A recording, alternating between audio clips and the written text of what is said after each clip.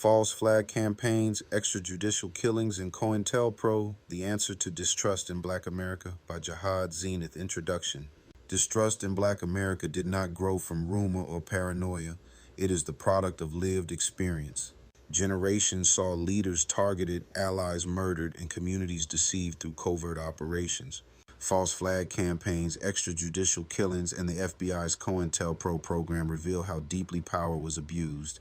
They explain why many see the state not as a protector of liberty, but as an enemy to justice. Defining the terms. A false flag campaign is a covert act meant to deceive, where perpetrators disguise themselves and blame another party to justify repression or war. Examples range from the Nazi use of the Reichstag fire to America's Operation Northwoods, which proposed fabricating Cuban attacks to sway opinion. Extrajudicial killings are murders by state agents carried out without arrest, trial, or judgment. They include executions, disappearances, or the shooting of unarmed civilians.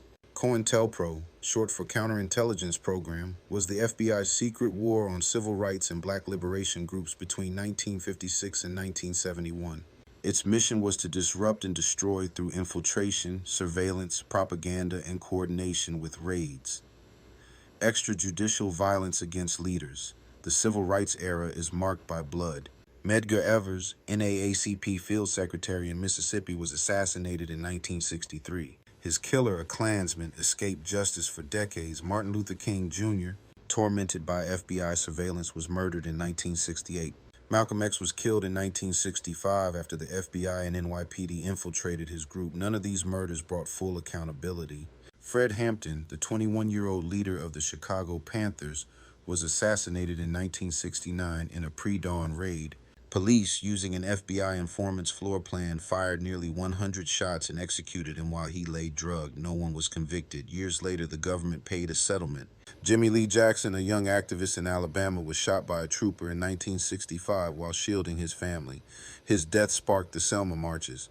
Edward Garner, 15, was killed in Memphis while fleeing police, leading to a Supreme Court ruling banning deadly force against non-dangerous suspects. Tanya Blanding, age 4, was killed in Detroit in 1967 when the National Guard mistook a cigarette's glow for sniper fire and riddled her home with bullets. Government links and cover-ups. These killings were not isolated. They were part of a system of surveillance and sabotage. Declassified files show the FBI threatened King, spread lies to divide Malcolm X, and made the Panthers prime targets for neutralization.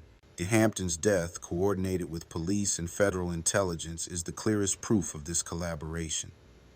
White supremacist violence and impunity. At the same time, white supremacists killed with little consequence. The Birmingham church bombing of 1963 killed 4 girls. The Klansmen responsible were not fully convicted until decades later. Byron Della Beckwith, who murdered Evers, walked free through 2 hung juries before a retrial 30 years later. James Reeb, a white minister in Selma, was beaten to death. His killers were acquitted. Jonathan Daniels, a white seminarian, was shot by a deputy while protecting a black teenager. The deputy was acquitted too. Viola Liuzzo, a mother of 5, was gunned down by Klansmen after the Selma marches. Some were convicted but served short terms. Andrew Goodman and Michael Schwerner, 2 white activists, were murdered alongside James Chaney, a black activist in Mississippi. Only a handful of killers were convicted and none for murder. Conclusion: false flag campaigns show how power manipulates truth.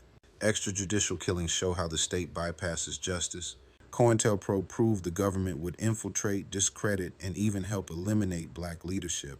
Combined with the record of white supremacists who murdered black activists and white allies with little punishment, the answer to Black America's distrust is clear. Worse, the government sometimes used black informants to bring down black leaders, setting brother against brother. Who can we trust? From Medgar Evers to Fred Hampton, from Viola Liuzzo to Imam Jamil Al-Amin, history proves distrust is not imagined. It was earned through blood, betrayal, and a system that chose oppression over justice.